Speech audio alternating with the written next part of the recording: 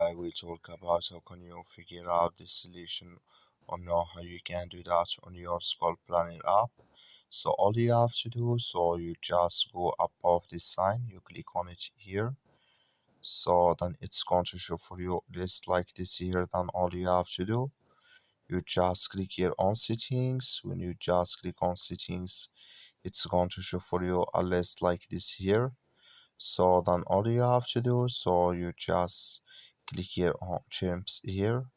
When you just click on it, it's going to take you to this list here. So then all you have to do now, you just come here to switch gems automatically here.